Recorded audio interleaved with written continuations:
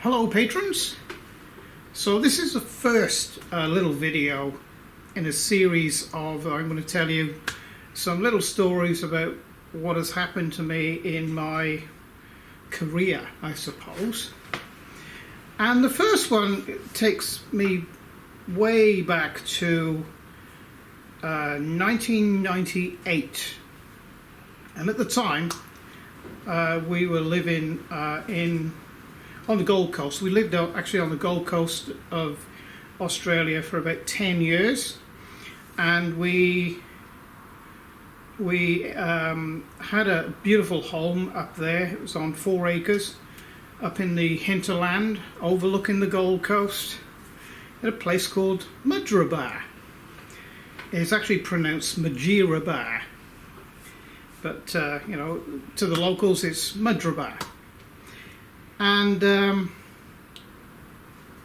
one of the things I was working on at the time was hydrogen generator, or a hydrogen generator, which I've still got one of them somewhere here. I'm not sure where. So anyway, I built this out of plexiglass. And you know, there's different elements inside it, and it was semi-enclosed. It was about this big, but as big as a fish tank. And I had 2 alternators, right, that I'd fitted to my car at the time, which was a Volvo, of all things. And I got this habit actually of buying low mileage, normally actually deceased estates vehicles, because I mean, I've got one now, which is Mercedes. I'm going off track here a bit, but you know, to me they're the best vehicles to buy. I've had new cars and lost so much money driving them straight off the forecourt. You know, you lose 50% of their value, and I can't do that. Drives me mad. So I purposely look for very low mileage cars that, you know, the Huons sort of really don't want to buy. So, you know, Mercedes E-Class, or at this particular time, 20 odd years ago, I had a Volvo. And it was a Volvo 360. And it was 10 years old when I bought it. And it had 40,000 kilometers on the clock. And, you know, I paid exactly what they were asking for it, and I had it for about 5 years. Beautiful car, never failed. Did have to replace the windscreen and a couple of other things, which brings me to this story. So there was a big thing 20 odd years ago about hydrogen and running normal internal combustion engines on hydrogen gas made from ordinary water. Well, I started studying this for like 2 or 3 years prior to doing anything about it, and I came up with this device and built it. But to run it, I had 2 alternators fitted onto the car, running in parallel, actually. And anyway, there was some electronic pack as well, and it made hydrogen at a reasonable rate. So I had it connected up to the Volvo, gas-wise, that is, and I had a valve that I could switch over to run on hydrogen, you see, and or a hydrogen petrol mix, in other words, half and half. And I was trying all this different stuff out, and one day I'd made some big improvements to the system where it was making a lot of hydrogen. Far more hydrogen than what you would expect coming just from two alternators. And look, you can't get something for nothing, and you know it always will cost you something in the terms of energy. Then you can't go against the laws of physics, as it were. So I was fine-tuning it, and I had my wife. My wife helped me, or helps me through everything, every experiment. She's always there. She does a lot of the background work, and she helps me. So this one day, nice sunny midsummer's day, we had the Volvo. I had a double garage.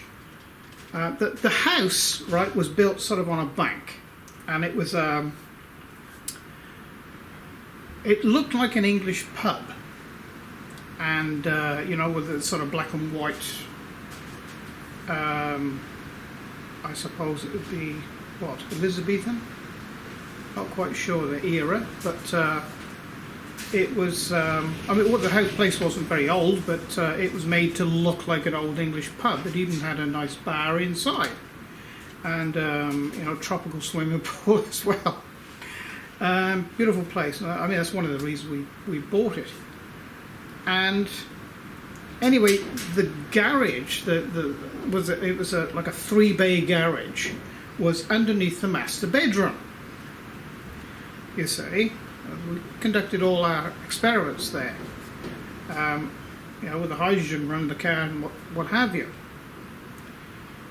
So we just, this one particular day, we pushed it just a little bit too hard, and all of a sudden the hydrogen device exploded.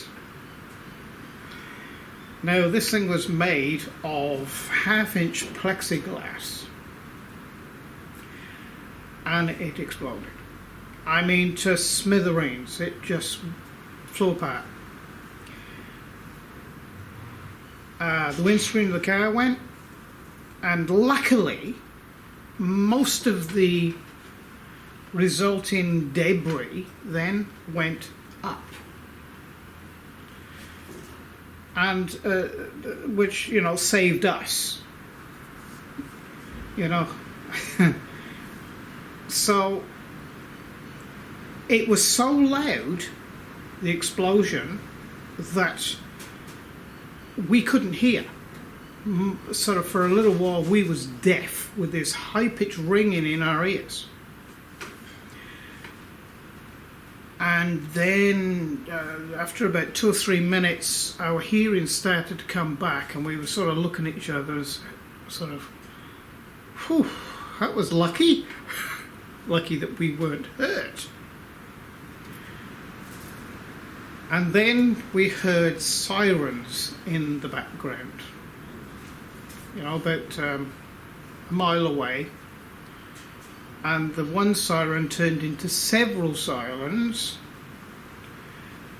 And we sort of looked at each other, oh dear. Of course, one of the neighbours phoned the fire brigade, because I suppose they might have thought that a gas bottle had gone up in a barbecue or something like that. Which is, the right thing to do. You phone for the fire brigade. And the next thing we knew then was water started coming through the roof, you see. And I thought, oh God, I've busted a blooming water pipe. And I sort of suddenly thought, well, hang on, there's no water pipes above me here. It's just the bed. The water bed. Well, some of the shards, was as big as my hand, Like I said, it had all gone up. And some parts went up through the ceiling, through the floorboards, through the bottom of the bed, straight into the waterbed bladder. Of course, leaked a lot, destroyed it. Of course, all this water started coming through more and more and more and more and more, and then, you know, sort of, well, the heavens opened up.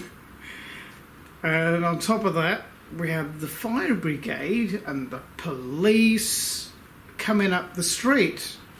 Well, I wasn't, rightly or wrongly, you know, I suppose we got frightened. I don't know.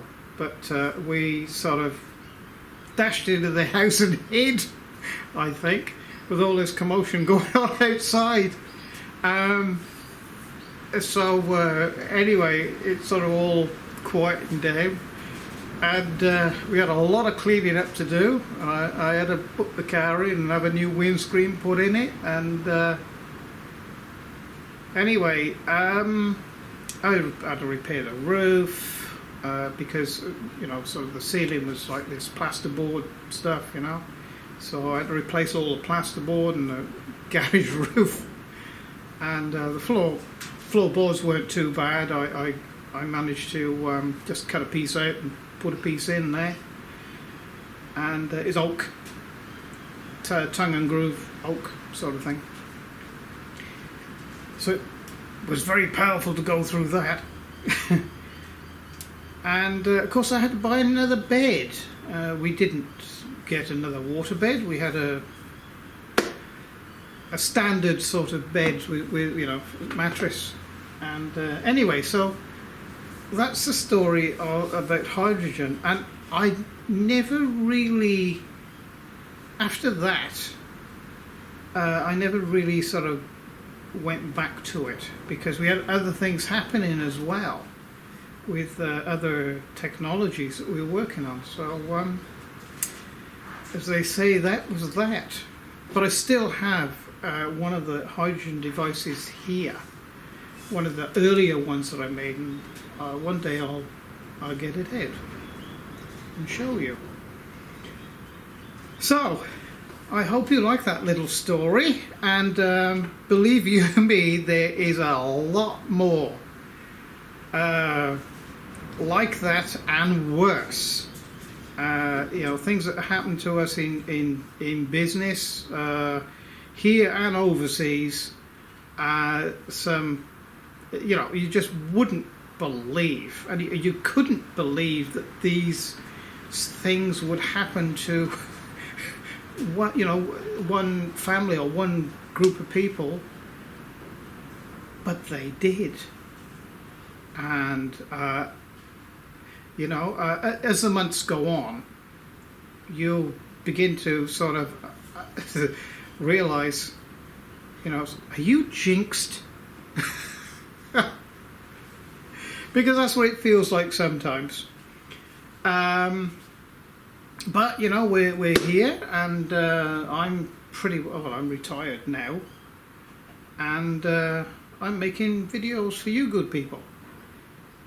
So let me know if you like these little stories, and they get worse. So thank you for joining me, and I'll say again, this is only available for patrons. You know, I'm not allowing the greater public to know these things, because, you know, who knows, maybe I will write a book. Let me know what you think. I'd like some sort of, should we say, unbiased opinion, because, you know, all our friends are saying, oh, you should write a book. Oh, it'd be his bestseller. You know, oh, we can't believe that's happened to you. And some of our friends have actually not exactly been involved, but known the series of events as it's happening. So that'll be in the future. So thank you for joining me, and thank you again for being patrons to me and this channel. And I'll be back with another little story, and you know, what I'm doing around here, and some of the I suppose news of what I'm doing, where I'm going, and maybe some machining tips and hints and what have you. Let me know what you want to see. So, bye for now.